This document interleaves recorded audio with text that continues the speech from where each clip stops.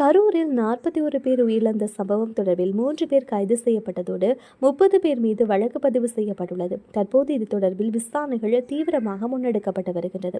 இந்த நிலையில் இந்த சம்பவம் தொடர்பில் வலைபேசி அந்தணன் பேட்டி ஒன்றை கொடுத்திருக்கின்றார். அதில் அவர் கூறியதாவது, இப்படி ஒரு சம்பவம் இந்திய வரலாற்றில் நடந்ததே இல்லை. இவ்வளவு பெரிய கூட்டம் இருந்தது இதுதான் முதல் முறை. எம்ஜிஆருக்கு அலைகடல் போல கூட்டம் திரண்டது. அங்கு தள்ளுமுள்ளு ஏற்படாத வகையில் இருந்தது. ஆனால் இங்கே கட்டுப்பாடற்ற கூட்டமாக இருந்ததுதான் இந்த துயர சம்பவம் நடப்பதற்கு காரணம். அந்த கூட்டத்தில் தடியடி நடந்ததாகவும் கத்தியை வைத்து கிழித்ததாகவும் கட்சிக்கு சம்பந்தம் இல்லாதவர்கள் சொல்கின்றார்கள். அப்படி என்றால் அந்த கூட்டத்தில் ஏதோ ஒரு கும்பல் நுழைந்துள்ளது என்றுதானே அர்த்தம். ஆனால் இந்த சம்பவம் நடந்த பிறகு ஒரு இரங்கல் கூட தெரிவிக்காமல் மௌனமாக ஏர்போர்ட்டில் இருந்து கிளம்பிவிட்டார் விஜய். இது மிகப்பெரிய வேதனையாக உள்ளது. அதன் பின்பு யாரும் அவரிடம் பேசவில்லையாம். அவர் ஒரு விதமான மன அழுத்தத்தில் இருந்துள்ளார். யாருமே நெருங்க முடியாத அளவுக்கு பெரிய கோபத்தில் இருந்ததாக சொல்லப்படுகிறது. அந்த நேரத்தில் பாதிக்கப்பட்டவர்களை பார்ப்பதற்கு விஜய் செல்லக்கூடிய மனநிலையில் இல்லை என்றால் கட்சியில் இருக்கும் மற்றொருவர் சென்றிருக்கலாம். ஆனால் இந்த சம்பவம் விஜயின் வாழ்க்கையில் ஒரு தீராத பழியாக இருக்கும் என்று அவர் தெரிவித்திருக்கின்றார்.